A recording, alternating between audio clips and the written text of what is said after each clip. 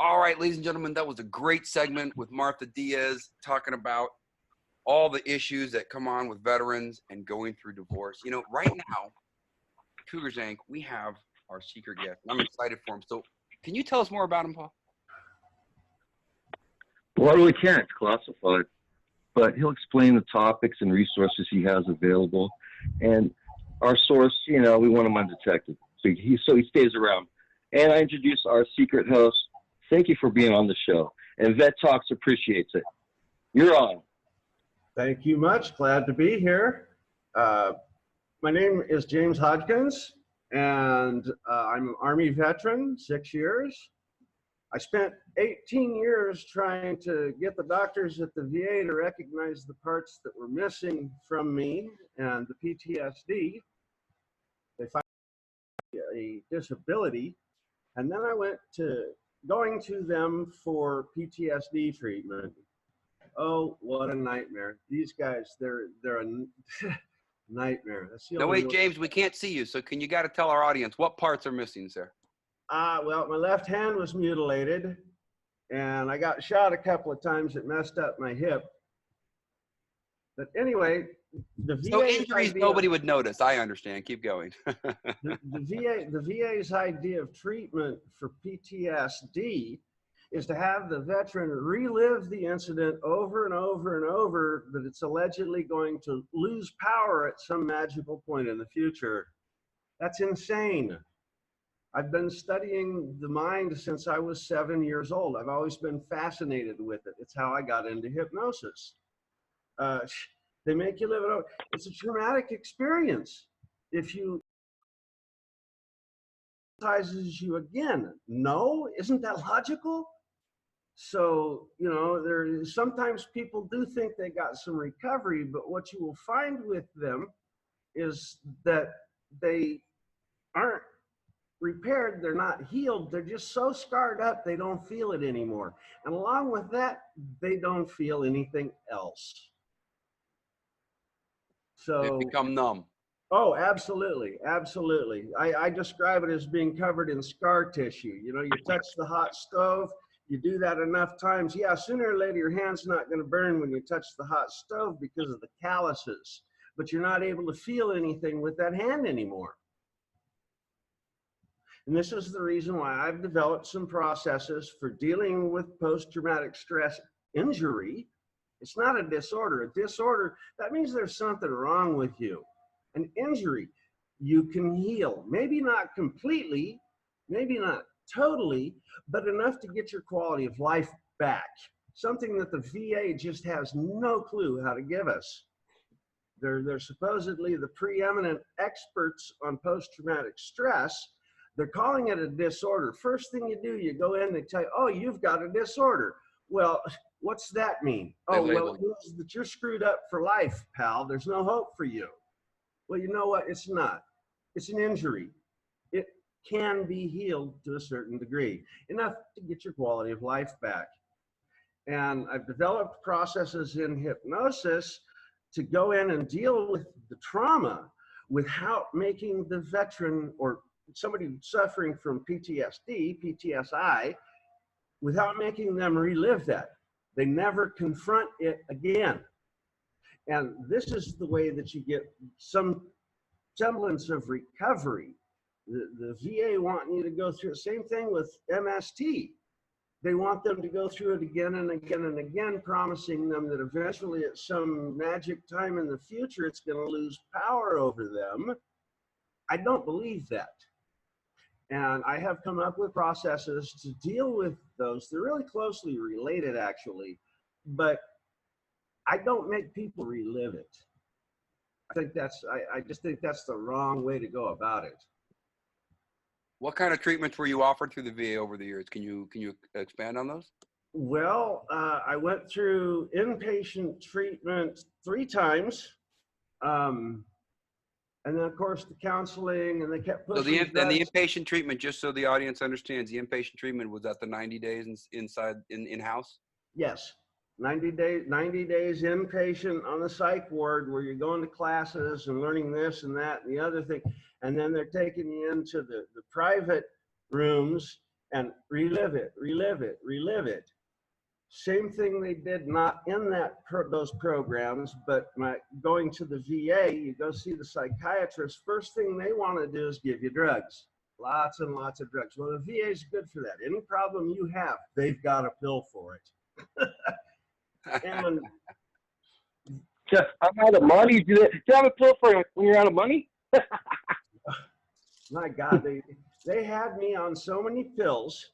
They had me on contradictory pills. When I ran from them, I'm a fugitive, not from the law, from the VA. No shit. When I got to Mexico, the first doctor that I saw here took a look at the list of all those drugs, and one glance through the list, he says, "These are going to kill you." He did the breakdown examination, took a couple lab tests, told me, he says, "It's a good thing you got on that plane. If you'd have waited 15 more days, you'd be dead." Yeah, it's like prescriptions. Would you even give that to your mom, Doc? Hell no. Well, they had me on two blood pressure medications that are specifically forbidden to be given together. Okay, that's the kind of help that you're getting from them. And what happens, you go in, you see a doctor, the next time you come in, you see another one. That other doctor didn't go through your files and find out what's going on. Okay, they look at you, oh, here's a pill, go away. And it's virtually every time you go in. These people are, no. Every department gave you a different medication on top of it. Absolutely. And, you know, for 5 years, my health was sliding downhill. I put on over 100 pounds I couldn't do anything about. I came down here, got off of the pills. Hey, 15 days I'd have been dead. 3.5 years later, my health is back. I've lost over 100 pounds without doing anything special, just getting off all of those pills. I had a suitcase half full of pills when I came down here. So in that terrible place we know as Mexico is where they did this, right? Where they basically saved your life, you're saying. They Told saved you, my life. the medical doctors down there did an evaluation of everything that you were being given for treatment. And their assessment of you was you would be basically dead in about 2 more weeks. Is that what I'm saying? Right, and it wasn't a real long evaluation. It only took about 3 minutes to go over the list.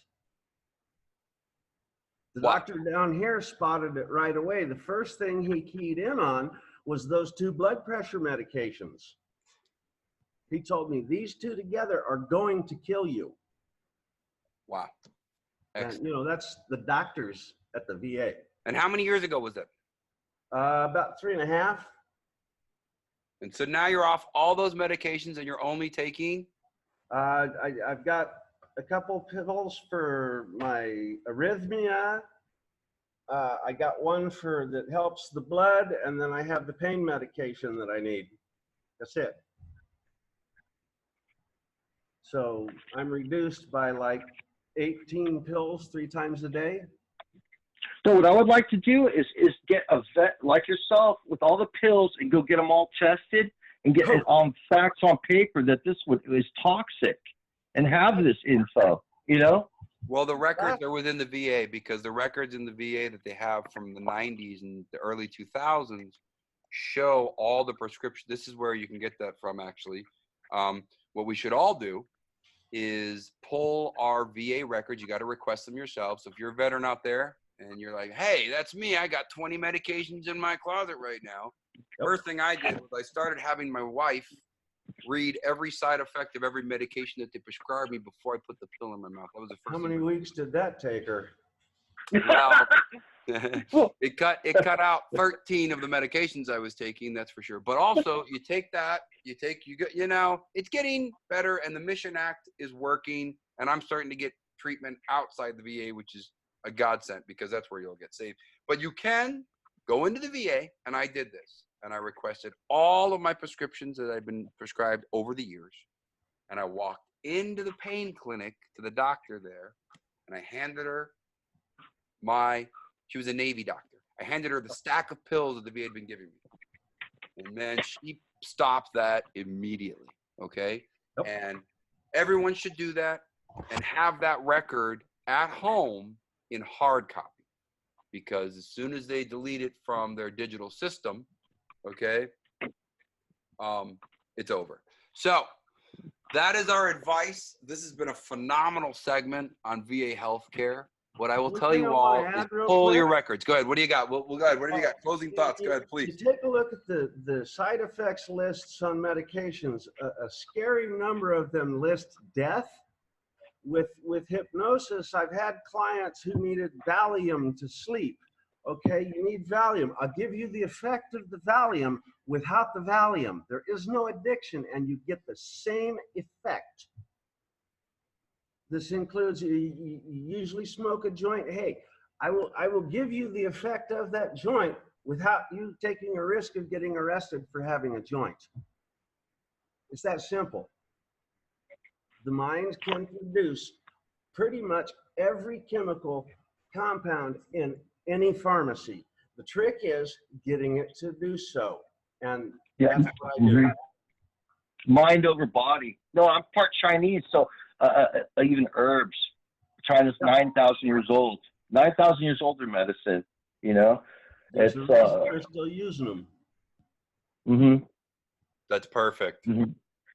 Well, the medicine that kept you going and makes you live to endure, not medicine that's just treating things that have, I mean, if you continue to take those pills, you get 5 or 10 years, you're dead. That's it. Yep. It's just sedating you to your death, man. They're meant for when you're like 78, not 38. That's the problem. I want to say one thing about my business. I think the website is up there. If you're a veteran out there with PTSD or MST with a 50% rating for that, contact me. I will work with you for free via video chat. You don't have to do the VA, guys. You have to do the and gals, brothers and sisters. That's kind of you. That's awesome. Well, you know, I may not have served with them, but they had my back, I had with theirs in some really horrific circumstances, and that doesn't go away. Not for me. No, that's why I love you and us. We think through our hearts, vets, and we're not selfish. We're selfless. You know, altruistic. Yeah, it's, you know, somebody's got to do it. The VA sure as hell isn't. No, you know, I wanted to bring up. Well, you brought up some good things. Verbiage. You know, these smart people tried to keep us in the gray area and stupefy us with their verbiage. You're saying it's a disability versus an injury. Yes. That's a big difference. You know, it's a really big difference, because there's evidence coming out that when the doctor tells a cancer patient, "Oh, you have 3 months to live," that causes the death in 3 months in a lot of instances. Exactly, and they're not God. The authority figure told him that. The subconscious mind picks it up and makes it happen. You're right. Everything's a subconscious battle. Start using your right subconscious brain. I would have said, you know, it's not looking good, but we're going to do our best, and you're going to come around. Yeah. This is taking us into our segment that we have about today that we're going to be covering on the statistic that 7% of all people that put a claim into the VA are denied commit suicide. That means we could stop 7% of the suicides of all suicides nationwide. We could stop them if we simply were able to get their VA claims approved. And instead of getting their VA claims approved, what we're all being given is a myriad of drugs to take instead. When all we wanted when we first walked into the VA was to be treated for our injuries and compensated for it, that's it. And when those claims get denied for veterans that the claims were warranted, I got denied for 16 years, and then all of a sudden I got really sick, and they're like, uh-oh, we should have probably given this guy his compensation earlier. Since 1999, 25 times more veterans have committed suicide than people have died on duty. 25 times. Amazing. That's just staggering. So 25 more people have died committing suicide than in combat. That is correct. You know me, it's upsetting. You get 100,000 signatures, I'll go file the federal complaint and get noticed. But that's just, that's me.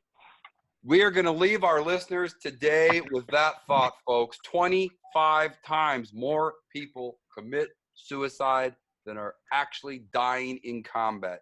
Mindmechanichuhypnosis.net. Check him out for free. He's willing to help mentor anybody with PTSD that is an illness, not a disorder, and help you get back on your feet. We thank you for being on the show today, and this will take us to our next segment, folks. Stay tuned.